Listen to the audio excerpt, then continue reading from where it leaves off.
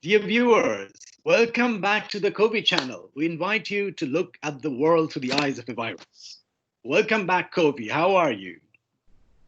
Hi, looking forward to the discussion. Covee, are you there? Hello, can you hear me? Yeah, now I can hear you. Very Hi, well, so let's start our discussion then. let's start. Um, uh, let's continue with our little series on Bernd's question. 2000 years ago, Marcus Aurelius, a Roman emperor and philosopher, wrote a book called Meditations. They're based on three rules of life as identified by the famous emperor. Today, we will deal with the third one, which Bernd puts as act for the common good. Now, Bernd asks, again, it's a rather long and complex question. He asks, but as you mentioned, there are more species on Earth like animals, plants, microbes, and viruses. Would you say we need to enhance the term common? Should we take care of different species or not? Does it make our actions good or evil if our motivation is not personal but driven by the instinct to live? Keeping this big picture on mind, we need good and evil actions, and we need death and life to complete the sensitive ecosystem we live in. So, referring to your second basic law of life, I ask, how do the two sides of the coin connect with Marcus Aurelius' third rule of life? So, this was Bernd's question. Here we go. Let me ask you a question. Did you bring your CGM?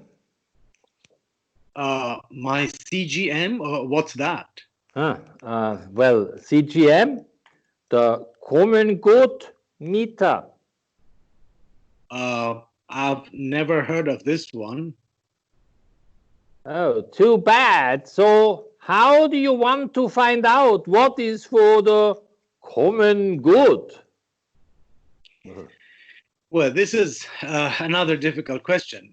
We did receive some kind advice from a specialist, a well known German philosopher. Basically, he says it's about the individual and how the individual can pursue his or her interests at the same time as other humans are pursuing their interests. For example, in Asian cultures, uh, as opposed to the so called Western traditions, the focus may be more on the family than on the single person. But the principle is the same. Hmm. Well, I mean, first of all, I do admire your capability to talk about things you cannot see or touch, like common good. Sorry, common good, as if they existed, like a cow or a stone. This really sets you apart from the rest of the gang. By the way, maybe this is also a source of your anxiety, because you treat ideas as if they have a real existence, like a snake.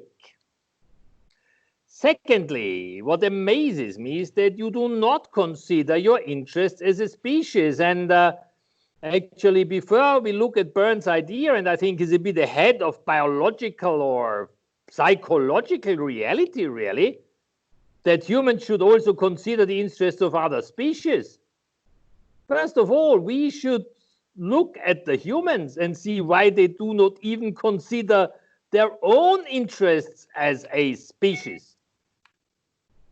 I think there is a blatant contradiction between, on the one hand, the fact that truly humans influence the planet in a not so small degree.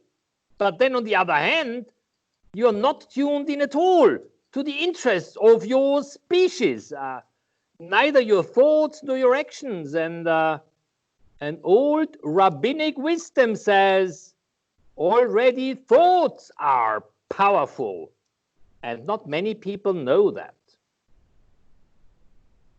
Well, you are the only species who could change to some degree its own environment.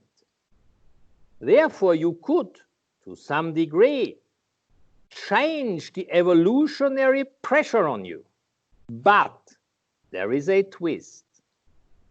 You will be only capable to do this if you look at the world through the eyes of your species and are not just focused, each of you, on your own individual interest and wonder how you can make them match. Very interesting. You are indeed a very keen observer of us humans, Covee. But shall we still go back to Bernd's question? With pleasure.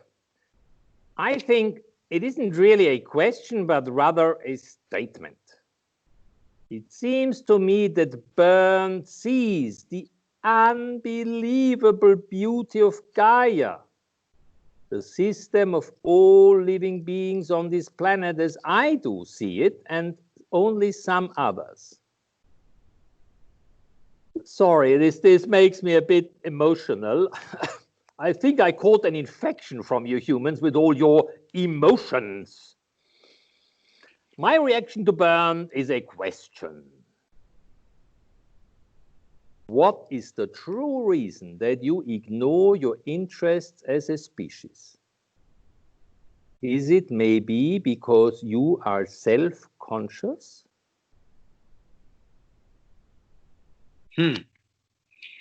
Very interesting question, Covee. Thank you very much. But we have to end today again. Dear viewers, it's time to say goodbye. Subscribe to the channel and push the bell icon to be notified about the new interviews. Give us a like and share the videos. Next week, we shall go to Japan and talk about sex, having kids, and other such things. Watch and see. Goodbye, Covee. Thank you, and thanks again to you, Bernd. And if you feel like it, shoot new questions at me. And to all of you, keep out of trouble.